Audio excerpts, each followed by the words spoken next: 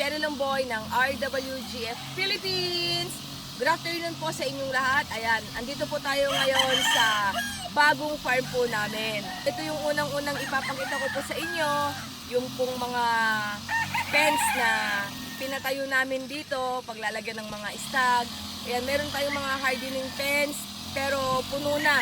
Dito po tayo ngayon sa mga flying fence. Andito yung mga stag natin para sa mga local na i-harvest na rin po namin. Pagkatapos po ng ulan, ayan, ito po siya. Kung mapapansin po ninyo, bago po yung location or kinatatayuan ko na ngayon ko lang po ipapakita. Unang-unang ipapakita ko po sa video ito, yung pong part ng mga, ito nga po yung ginawa namin. Sa mga hindi pa po nakakaalam, meron po kaming bagong farm. Naglipat po kami rito ng farm. So, wala na po kami sa Mangaldan, Pangasinan. Andito na po kami ngayon. Sa mga susunod na video po siguro, ipapakita ko po o itutur ko po kayo dito sa aming farm. Ay, nakakatuwa lang po dahil dumating po kami rito. Alam niyo po, may kwento ko lang. Walang-wala pa. As in lupa lang po. Wala po kahit na isang kubo yung nadatnan namin. Ayan, isang taon na po kami ngayon. Isang taon na rin po na nagpapagawa. Dinidevelop pa po namin. Pagpasensyahan nyo na po muna kung hindi pa ganun kaganda or kaayos or kalinis dahil po tuloy-tuloy pa po pag-aayos po namin. Ayan, di pa po kami huminto. Buhat nung nabili po namin itong lupa. Ayan, tuloy-tuloy pa po yung pagpapagawa namin. Ayan, hindi pa po masyadong malinis. Ayan, so for today's video, ipapakita ko po muna sa inyo yung mga stag na i-harvest na po namin. Ayan, yung mga local natin na mga na-harvest nung nakaraan. Then, ngayon, tapos na po yung ulan. Kamusta po sa inyo? Dito po ay ulan po ng ulan. Ayan, ang bilis rin po tumubo ng mga damo. Hello!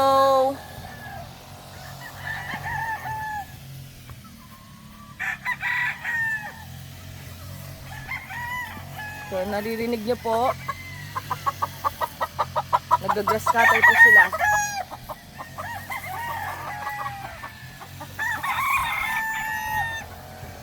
Hello!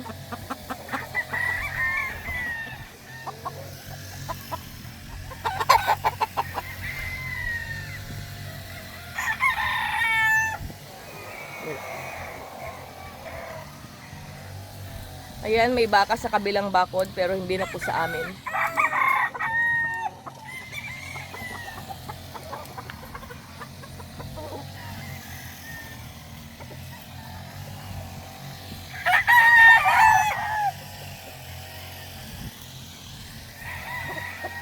Ito hindi na po sila stag. Ito stag.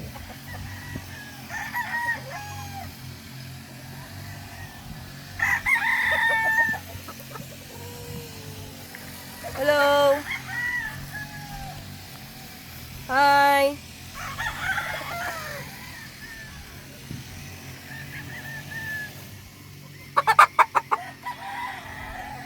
Ayan, pansamantalang ito lang muna yung may papakita ko dahil medyo yun nga, magulo-gulo. Gulo-gulo pa po yun. Ayan. Nandun.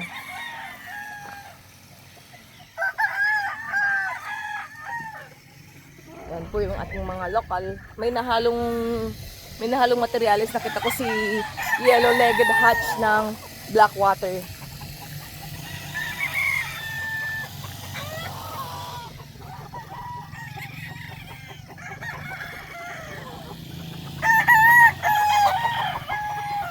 Hi, boss.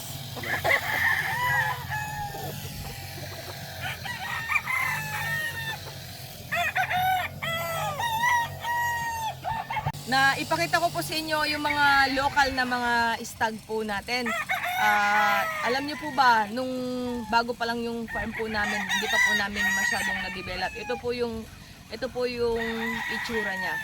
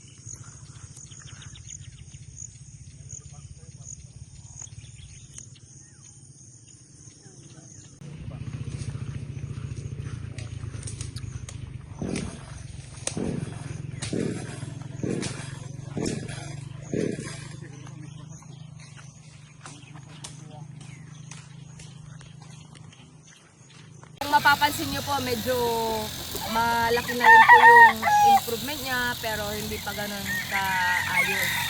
Ayan, so nakita nyo po, nung baguhan pa lang po kami dito sa lupang ito. Alam niyo po ba, may kwento ko lang. June kami dito dumating, tapos po totally wash out kami ng July doon po sa bagyong Emong. So hindi ko po makakalimutan yung bagyong Emong. Ayan, nalagyan na po namin ng fence yung aming bakuran na ayan yung fence po namin, yung hindi po kami makikita dito sa loob. Po, biglang lumipad po lahat. Ayan, so grabe din po yung dinanas din namin. Kaya tsaga-tsaga lang. Kaya hanggang ngayon, papatrabaho kami, patuloy yung pag-aayos namin. Ayan, so sa mga videos na susunod, siguro po itutuloy ko po kayo. Kaya pagpasensya nyo na po muna kung hindi pa ganun kaayos yung aming munting farm. Ayan, maraming salamat po sa inyong panonood hanggang sa susunod po.